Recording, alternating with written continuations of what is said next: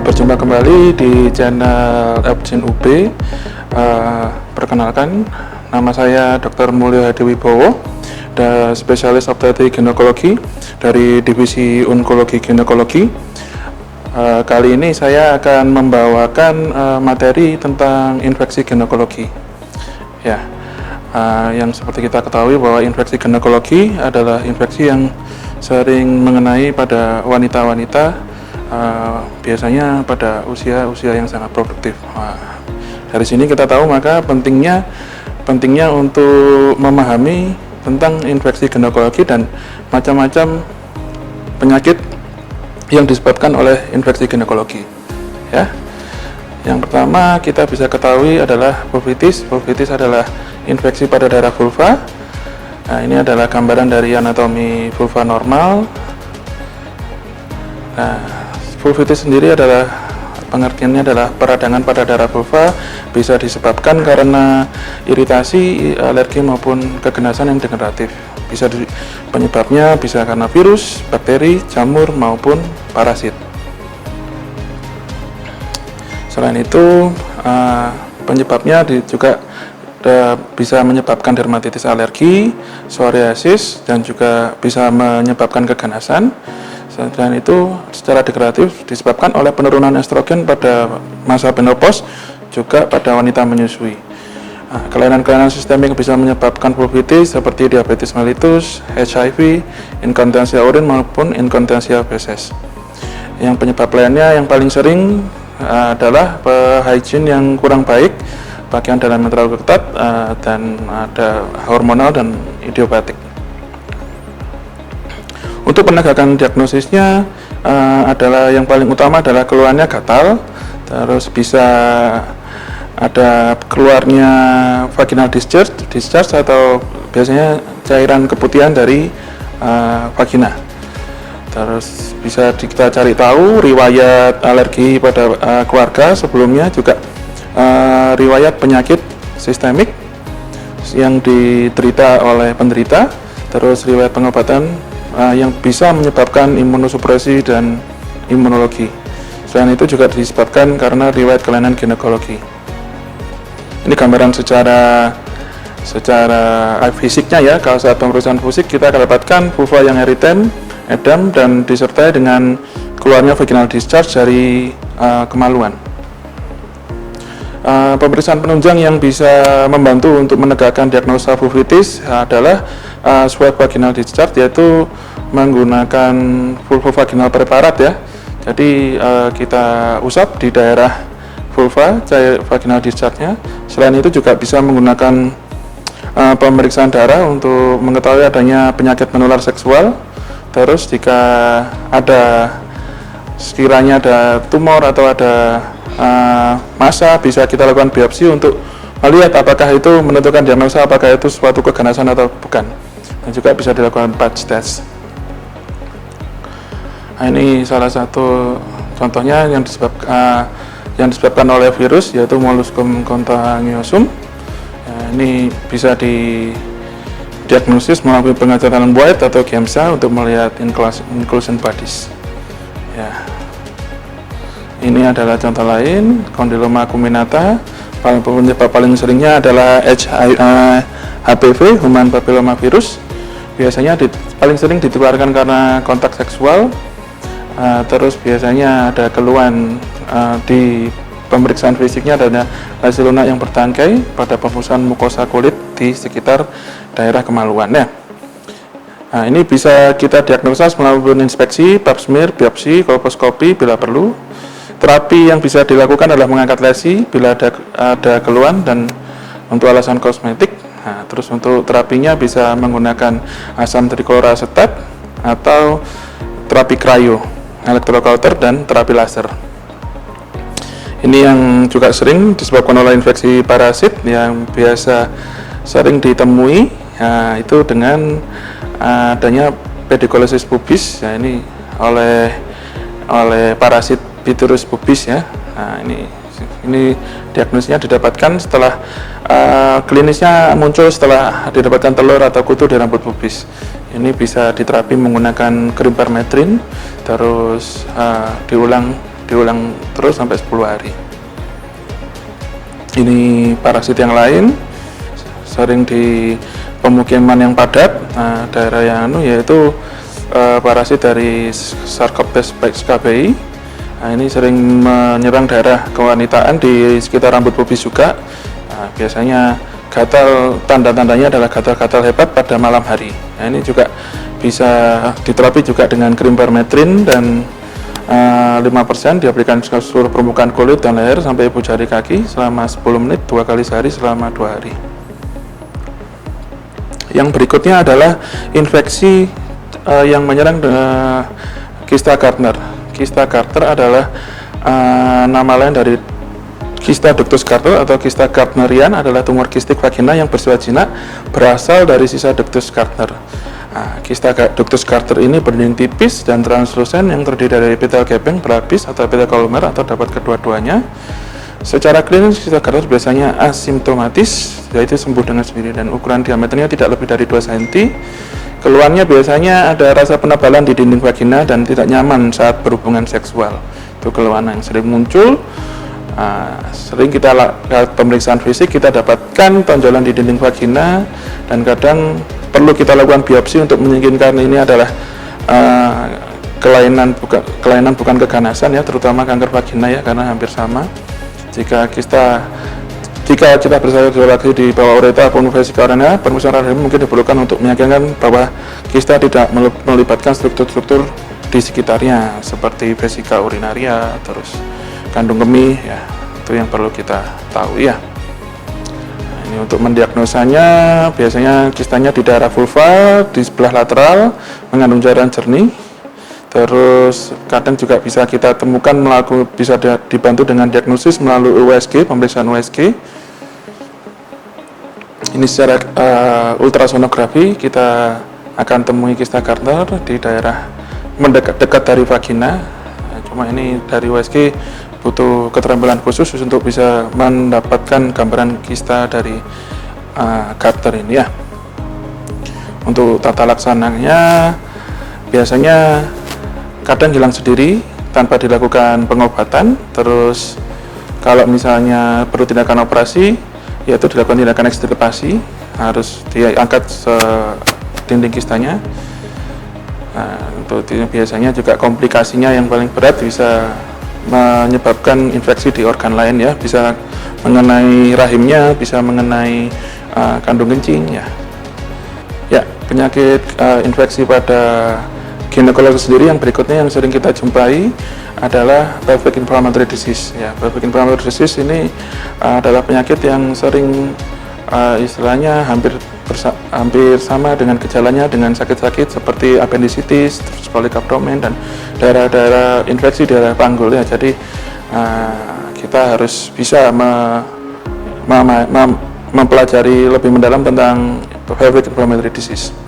PID adalah infeksi dan pada upper genital tract wanita. Biasanya inflamasinya dapat terjadi pada daerah endometrium, daerah tuba, ataupun daerah peritoneum. Yang harus kita ketahui adalah dari faktor resikonya. Yang paling banyak menyebabkan dari pelvic inflammatory disease adalah sexual transmitted disease, dan biasanya menyerang wanita muda usia produktif, umurnya 15 sampai 24, dan biasanya sering berulang sehingga harus kita ketahui riwayat PID sebelumnya. Nah, yang pasti jelas ada multiple sexual partner, dan penyebab lain seperti bacterial vaginosis, surgical instrumentation, dan ke sosial ekonomi yang rendah. Terus ya penyakit juga disebabkan penyebab-penyebab yang lainnya. Nah, ini gambaran secara anatomis dari PIC, yaitu di mana mikroorganisme pada endosperm yang infeksinya secara ascending ke daerah endometrium dan akhirnya naik menuju tuba fallopi ya. Nah, ini lebih banyak bakteri karena awal dari masuknya itu dari daerah vagina ya, jadi menuju ke atas sehingga menyebabkan ascending infeksi ya. Nah, ini kalau penyebaran PIC bisa juga melalui hematogenis. Hematogenis itu menyebarnya biasanya secara melalui pembuluh darah, itu bisa karena dari penyakit tuberkulosis, bisa melalui lymphatic spread, itu itu karena bacterial infection biasanya, bisa juga melalui intra-abdominal spread ya, itu biasanya dari penyakit gonore dan penyakit patogen lain yang disebabkan oleh bakteri. Untuk mendiagnosanya kita harus ingat ada trias PID, yaitu adalah pelvic pain, nyeri goyang pada daerah adnexa maupun cervix, juga disertai dengan demam.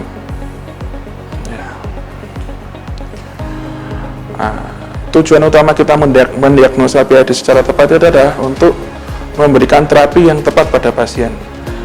Terus juga bisa mencegah terlewatnya kasus-kasus PID di stadium dini dan mencegah penggunaan terapi antibiotik pada wanita yang tidak terinfeksi. Intinya ya, pengobatan secara antibiotik yang tepat guna bisa membantu menyembuhkan pasien. Pemeriksaan penunjang yang bisa dilakukan untuk PID yaitu sama juga bisa menggunakan sekret dari vagina sendiri. Terus jika memungkinkan juga bisa dilakukan biopsi dari endometrium, juga dari USG maupun dari laparoskopi. Karena kalau dari laparoskopi kita bisa melihatnya secara lebih detail. Nah, ini gambaran dari terapi, bisa ada antibiotiknya, bisa menggunakan rifloxacin, metronidazole, terus juga bisa menggunakan ceftriaxone, juga bisa menggunakan clindamycin. Itu adalah salah satu pilihan antibiotik yang bisa diberikan. Untuk berikutnya, infeksi yang bisa sering menyerang organ genitalia wanita adalah salpingitis. Yaitu salpingitis adalah infeksi di darah tuba. Ini peradangannya khusus darah tuba.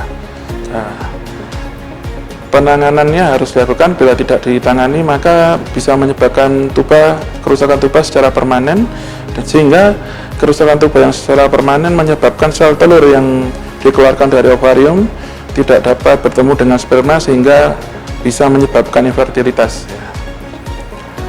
Ini menyebabkan inflamasi dari tuba, yaitu peradangan di darah tuba. Gambar anatomisnya seperti ini. Penyakit untuk etiologinya yang paling sering bisa disebabkan oleh infeksi dari gonore maupun chlamydia. Gejalanya bisa timbul radang. Biasanya karena radang bisa disebabkan karena penyebab lain ya, pemasangan IUD, dan juga bisa infeksi dari tempat lain yang di sekitar salping. Yang paling sering adalah infeksi dari appendix.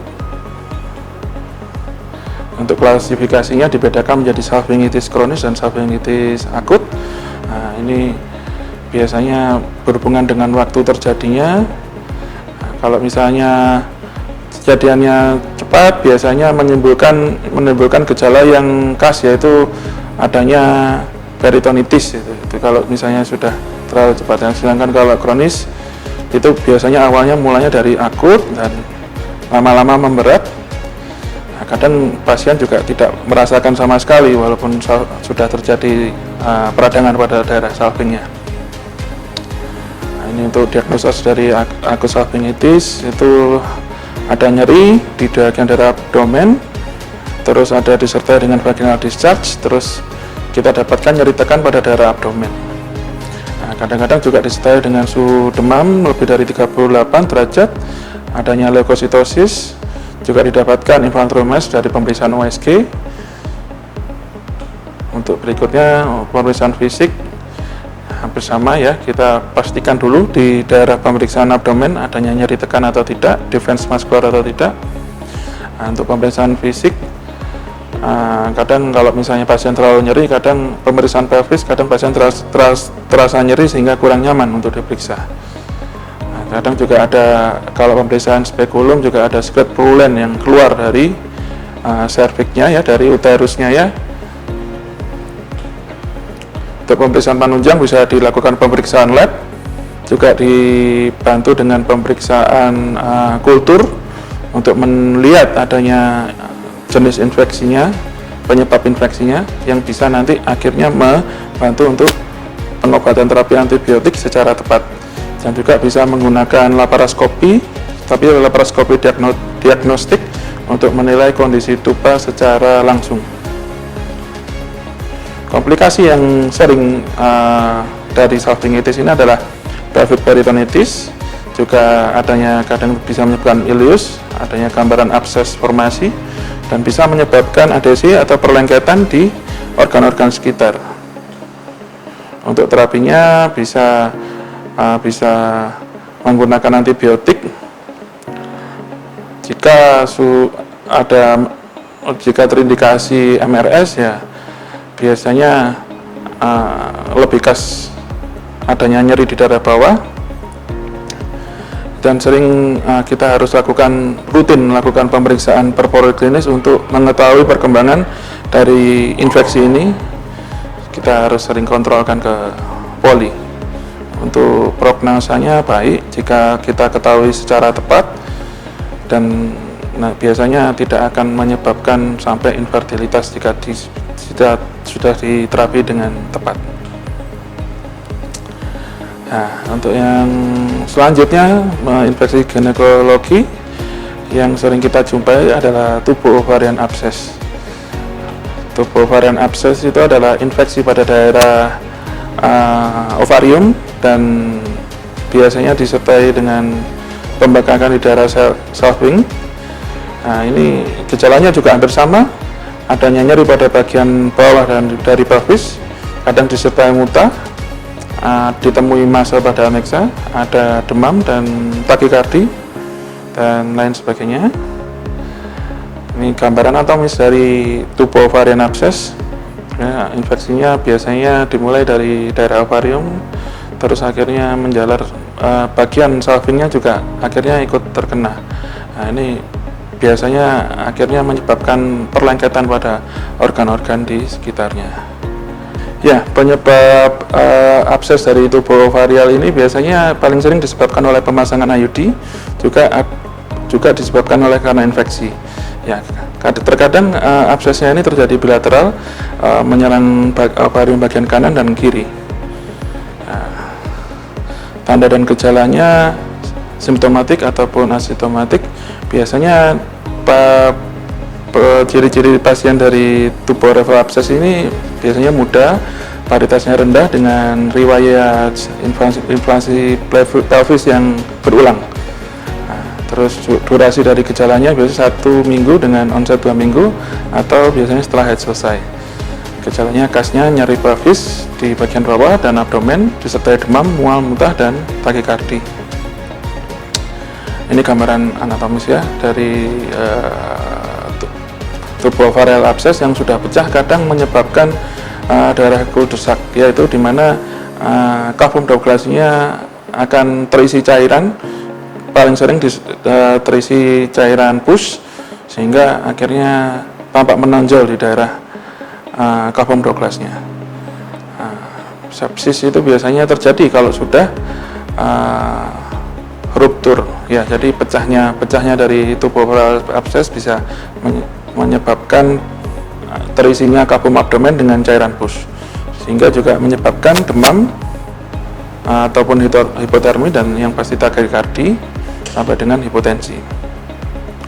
Untuk pemeriksaan labnya bisa kita lakukan, didapatkan leukositosis ataupun leukopenia. Dari urinalisis bisa terdapat biuria. Terus dari pemeriksaan X-ray juga ada gambaran ileus, dan terkadang juga ada gambaran udara bebas di bawah diafragma. Nah, untuk diagnosa pasti bisa dibantu dengan pemeriksaan USG ya. Nah, ini adalah gambaran dari salah satu contoh gambaran dari tubo ovarial abses, di mana ada gambaran hipoekoik, di mana ovarium ini kadang-kadang berisi cairan pus. Untuk komplikasinya yang paling berat bisa menjadi sepsis dan bisa menyebabkan infeksi di kemudian hari. Juga bisa menyebabkan obstruksi usus. Yang paling berat adalah bisa menyebabkan infertilitas sampai dengan kehamilan ektopik. Untuk terapi, jika tubo ovarial absesnya belum pecah, bisa dilakukan MRS, istirahat, dan observasi vital sign. Yang penting juga adalah pemberian antimikroba, antibiotiknya secara diperdaks yang meliputi gram positif, gram negatif. Ya, bisa diberikan Ceftriaxone, kombinasi Ceftriaxone, Genta, dan metronidazole selama 5 hari. Nah, jika perlu memang harus dilakukan tindakan operatif untuk mengeluarkan infeksinya.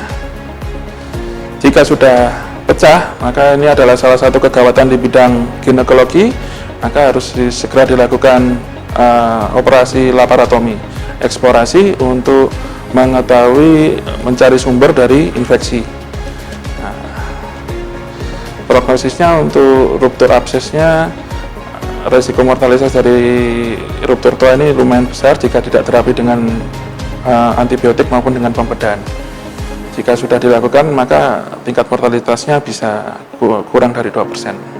Ya, baik, dan sekian, terima kasih atas perhatiannya. Semoga materi yang saya sampaikan bisa berguna buat teman-teman sekalian, dan saya harapkan untuk teman-teman bisa mengikuti materi-materi yang lain di channel berikut, channel selanjutnya di Opjin UB.